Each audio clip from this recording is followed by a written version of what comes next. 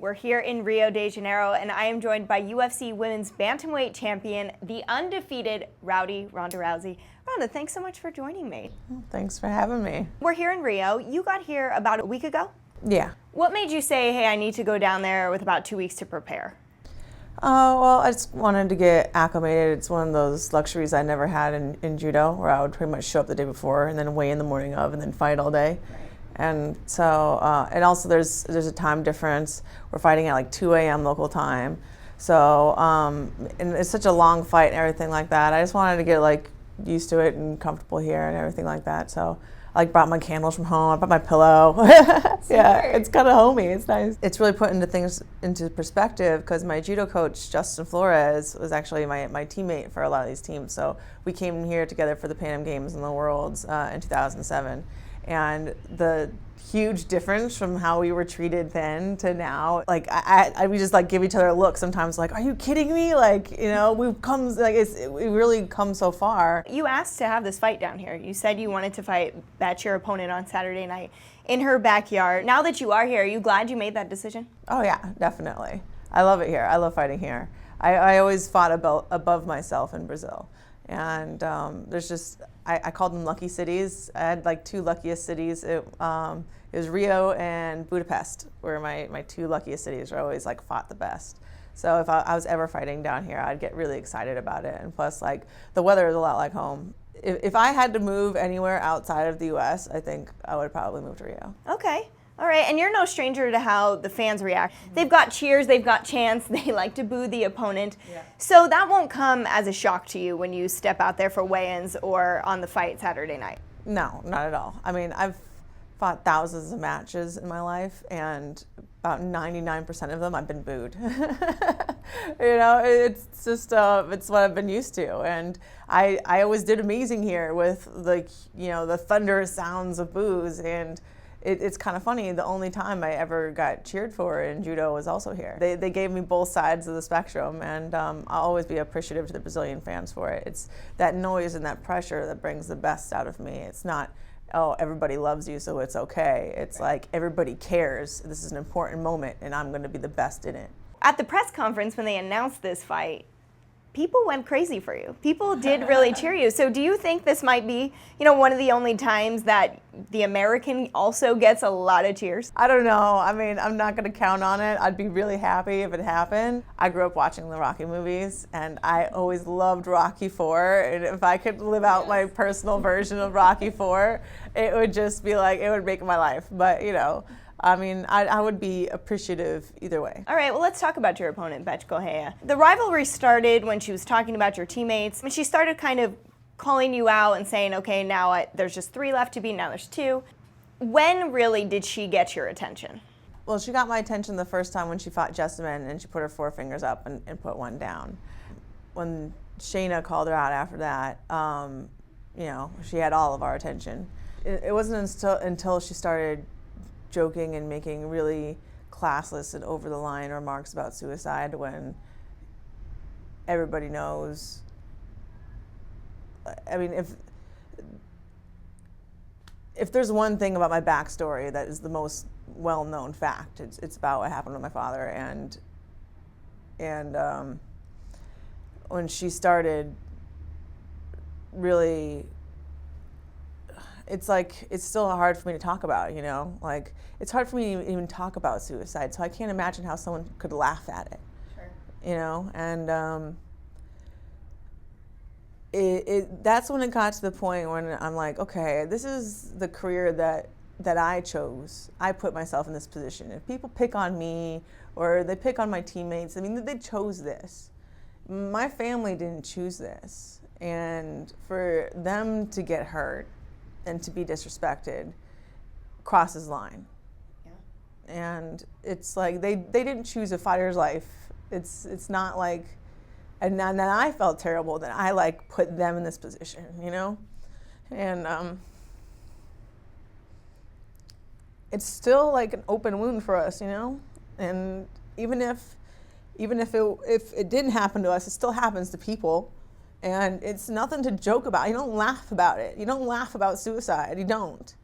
And, you know, it's different than like regular pre-fight talk. We're like, oh, I'm going to kill you, no, I'm going to kill you. You know, that's like fine. That's selling a fight. But, I mean, it's just, that's when it got to a point where I was like, now the path that I chose in life is hurting those that I love. And I have to make sure that they never get hurt again. And so I have to make such a blatant example out of this chick that any girl that's looking to get a fast track to a title shot decides that the way she went isn't worth it. What hurt you more? Was it the comments that she said or the way then she tried to explain them away and then say, well, Ronda's now playing a victim? Well, the thing is, she never apologized. What she said is she complimented herself. She says, I'm humble enough to ask for forgiveness. I mean, asking for forgiveness isn't an apology. And it is also just an insult to my intelligence because she was citing all these other events that happened in my life that are so much more obscure and not well known and not even known until recently when my book came out.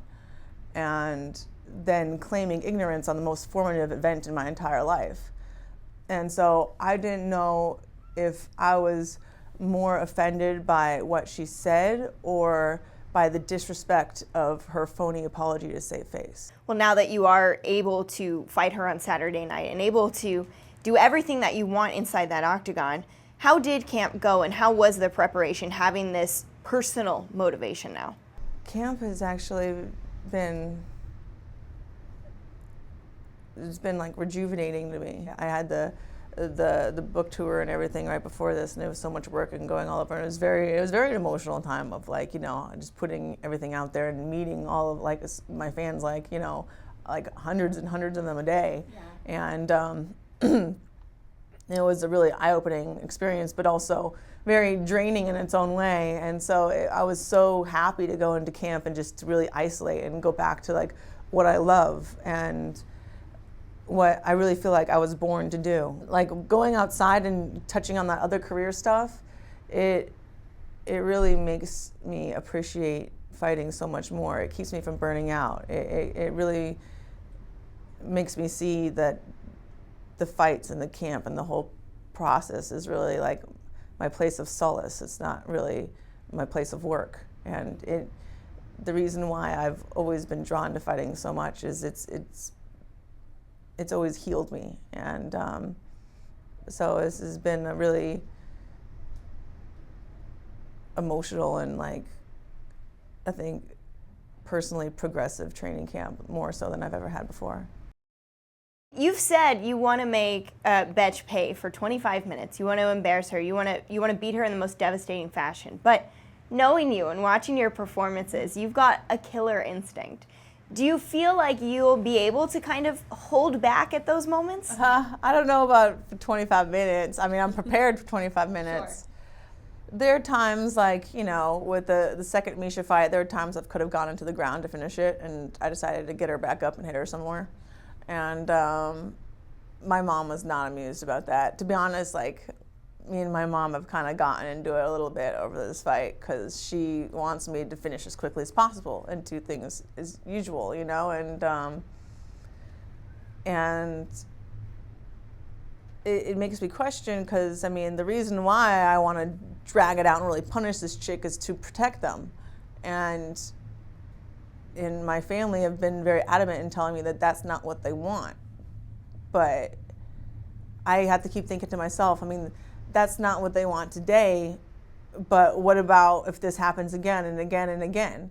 You know, one of my favorite books growing up was Ender's Game, and I loved it so much because Ender would win every fight so thoroughly that it would win every other possible fight in the future. He would beat somebody so completely that they would never come back for more again. So you had to win so much that there's no more later. You have to win so completely that you don't just win that day, but you win all the future battles. I think the compromise is like, sometimes I'm very reckless in going for the quick finish and actually being careful and more thorough. could be like the safer thing, but it would also be like the more painful thing for her. Yeah. So I'm not being reckless in dragging it out. I'm just being more thorough. I'm bringing like my whole family down to like, I wanted them to personally see me beat this chick, you know, because of what she said. What about when she says, okay, Ronda's game plan isn't going to work because she always looks for the same thing? What's your response to that? When you're responding to people that don't know what they're talking about, you have to like keep in mind that they don't know what they're talking about. And my mom has another line. She says, you can't fix stupid.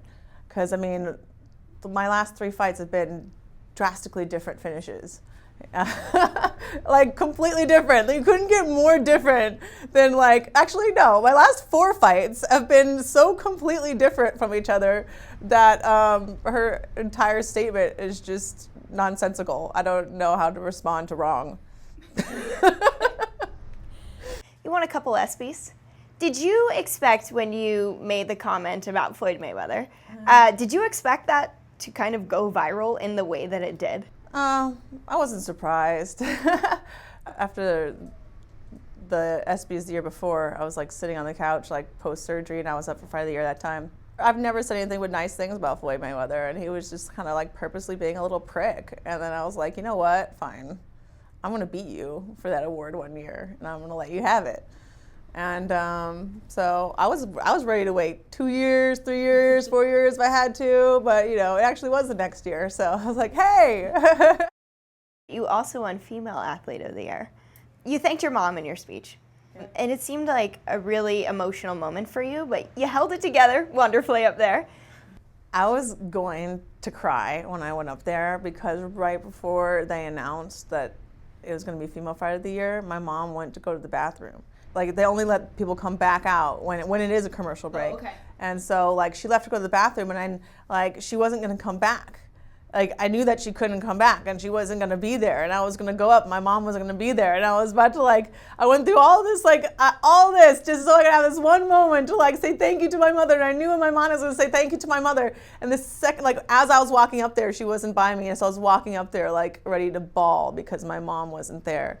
And then as soon as I, like, got my award from everybody and turned around, I saw her running down the aisle. The security guards were stopping her, and she was like, you, and then dipped under the guy, ran down the aisle. And so as soon as I got it and like turned around, I see my mom running down the aisle. I'm like, mommy, like I had that like one like mommy moment, you know. And then it's kind of funny because right after that they posted another security guard right there to make sure no one did that again.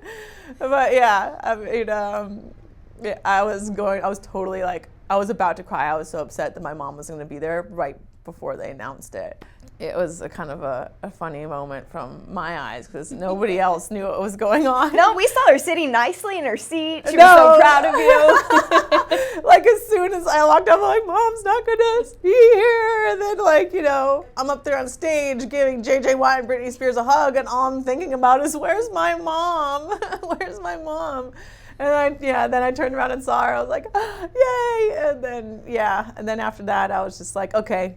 I wouldn't even let myself enjoy the night, really, you know, because I put all my happiness on hold until after I win. And so after I beat Bethe, I will go back to my hotel room and have my first moment alone, and I will let myself just break into this like giggle fit. Like I can't stop it. Like you ever been like so happy that you just laugh at nothing? And yeah, I will let all the joy come in then. You know, I put everything out of my mind and keep the blinders on. So the SB joy will be added to the post-Bethe beating giggle fit in the shower. Undefeated UFC world champion, Olympic medalist, New York Times bestseller, actress in huge movies. You've got a lot to celebrate after that fight on Saturday night. Yeah. I mean, the reason why I get so much done is I don't dwell on any one thing, but it'll be nice to take a moment to actually revel in it a bit. It'll be a beautiful thing. Well, best of luck to you on Saturday night against Bethe, the main event of UFC 190. Thanks so much, Ronda. Thank you.